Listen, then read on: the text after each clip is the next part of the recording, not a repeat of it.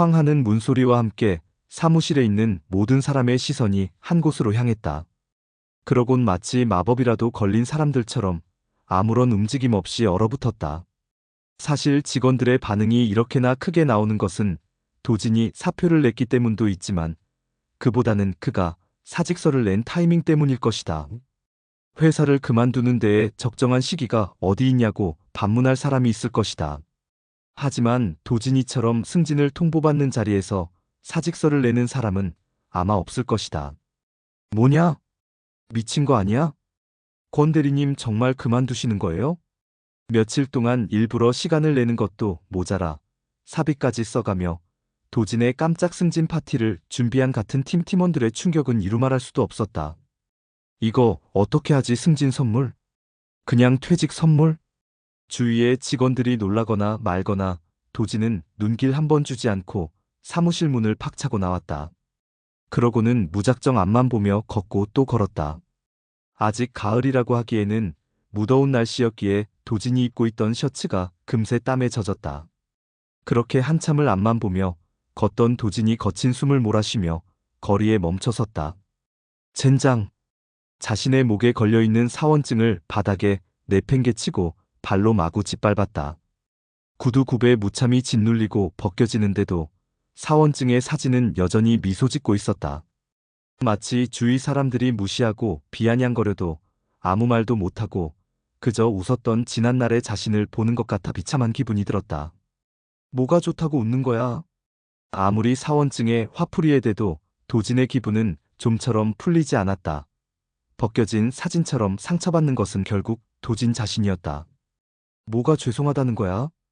분노가 돌고 돌아 사표를 내는 마지막까지도 그저 죄송하다는 말만 되풀이했던 자신에게 향할 때쯤 따르릉 요란한 휴대전화 벨 소리와 함께 도진은 놓았던 이성의 끈을 겨우 붙잡았다. 여보세요? 마치 바람 빠진 공기 인형처럼 소파에 힘없이 누워있는 도진을 빤히 쳐다보던 지석이 한숨을 쉬며 말을 내뱉었다. 무슨 생각으로 사냐? 미친놈아. 형님, 미친놈이 무슨 생각이 있겠어요. 지석은 자기 말에 빈정거리는 도진이 어찌나 얄미웠던지 책상 위에 놓인 담배를 집어 도진의 얼굴로 던졌다.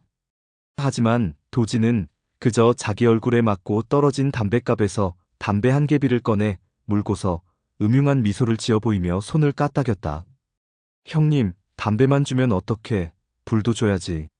난 불필요한 사람이야. 얼치고? 사장님, 불필요한 사람한테 어서 불을 주소서. 이 새끼가 정말. 격에 없이 지내는 두 사람이지만 사실 알고 지냈는지는 몇 년 되지 않았다. 건강이 좋지 않아 집에서 쉬고 있던 도진의 능력을 안타깝게 생각한 친구가 용돈벌이라도 하라며 지석을 소개했던 것이 인연이 되어 친한 형동생 관계가 되었다. 사람이 관계가 치밀해지는 데에는 여러 가지 이유가 있겠지만 이 두 사람은 서로가 왜 친한 관계가 되었는지 아직도 아이러니하다고 생각하고 있었다. 까무잡잡한 피부에 강한 눈매를 지닌 지석은 생긴 것처럼 화통한 성격에 무슨 일이든 자신이 하고자 하는 것이 있으면 끝을 봐야 하는 상남자 같은 스타일이었지만 도진은 그와는 반대였다. 얼굴의 특징이라고 기껏 해봐야 진한 숫덩이 눈썹이 있다는 정도의 성격은 남의 눈치를 많이 보는 전형적인 우유부단 스타일이었다. 이런 두 사람의 굳이 공통점을 그 외로 자신이 좋아하고 아끼는 사람들에게는 한없이 친절하고 부드러운 사람들이라는 것이다. 밖으로 먼저 나온 도진이 벤치에 털썩 걸터앉고는 걸어나오는 지석을 향해 말을 건넸다. 사업은 잘 돼? 네가 지금 남 걱정할 때냐? 우리가 남이냐? 내 말은 그런 의미가 아니잖아. 아니면 말고. 도진이 말을 돌리려고 하자 지석이 들고 있던 담배를 장난치듯 도진에게 던졌다. 그러자 도진은 자연스럽게 담배를 한 개비를 입에 물고 라이터도 마저 던져달라는 몸짓을 취했다. 나 불필요한 놈인 걸 몰라? 미치겠다. 정말 너를 어떻게 하면 좋니? 툭하니 라이터를 던져주고는 지석도 담배를 물었다. 두 사람은 그렇게 잠깐 말없이 담배를 피우며 하늘을 바라보았다. 인생이 뭘까? 담배꽁초를 쓰레기통에 던져놓고는 도진이 멍한 눈빛으로 지석을 바라보며 물었다. 인생? 응. 인생? 그냥 담배처럼 불이 붙었으니까 꺼질 때까지 사는 게 인생 아닌가? 그럼 불이 꺼지기 전에 내가 그냥 꺼도 되는 건가? 미친놈, 형한테 못하는 소리가 없네. 형이니까 이런 말도 하는 거지. 헛소리 하지 말고 점심이나 먹자. 그럼 나는 비싼 거 먹어야지. 비싼 거 뭐?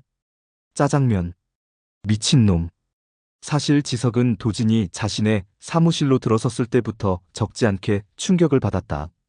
툭 건들기만 해도 부러질 것 같은 말라비틀어진 몸에 핏기라곤 찾아볼 수 없을 창백한 얼굴까지 마치 살아있는 미라를 보는 것 같은 착각을 할 정도였기 때문이었다. 도진이 짜장면을 먹고 싶다며 배달시켰지만 몇 젓가락 먹지 않고 소파에 기대 잠들어 버렸다. 얼마 먹지 못한 짜장면이었지만 도진에게는 몇 주일 만에 마음 편히 먹은 식사다운 식사였다. 이런 사실을 안다는 듯 말없이 무릎 담요를 덮어주고는 도진이 깨지 않게 최대한 조용히 업무를 보았다. 그렇게 얼마의 시간이 지났을까? 잠에서 깬 도진이 부담스러운 눈빛으로 지석을 조용히 바라보고 있었다. 지석은 메모하던 종이를 도진에게 던졌다. 농담하는 거 보니까 이제 좀 살만해졌구나. 그러자 도진은 종이를 집어들고는 비행기를 만들어 윙크와 함께 지석에게 날려보냈다. 형, 밥 사준 김에 술도 사주라. 다 죽을 것 같이 보이는 놈이 술은 무슨 술? 형하고 마시다가 안 죽을 테니까 걱정하지 말고 그냥 사줘.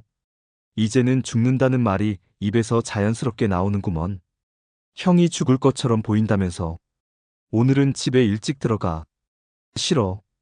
두 사람이 이렇게 티격태격하고 있는 사이 똑똑 노크 소리와 함께한 한 여성이 들어왔다. 딱 달라붙는 청바지와 박스티를 입고 있어 자그마한 체구가 더욱 왜소해 보이는 느낌이 들게 했다. 그리고 얼굴은 야구 모자를 푹 눌러 쓰고 있어서 제대로 보이지조차 않았다. 그래서인지 긴 생머리가 유독 눈에 띄었다. 늦어서 죄송합니다. 이 여성은 서둘러 들고 있던 비타민 음료를 책상에 놓으며 사과했다. 늘 오시던 분이 아니네요? 네, 담당하시는 이모님이 아파서 오늘만 제가 대신 왔습니다. 늦어서 정말 죄송합니다. 그녀가 사과하기 위해 고개를 숙이자 스르르 모자가 벗겨져 바닥에 떨어졌다. 돈 줘? 모자를 줍는 그녀의 얼굴을 본 도진이 그녀의 이름을 부르며 자리에서 벌떡 일어났다. 좀비처럼 비쩍 마른 몸에 낯선 남자가 잡아먹을 듯 자신의 이름을 부르며 다가오자 그녀는 소스라치며 놀라며 뒷걸음질 쳤다. 하지만 그것도 잠시 자신 앞에 서 있는 남자가 바로 도진이라는 사실을 알고는 옅은 미소를 보였다. 도진이구나? 응.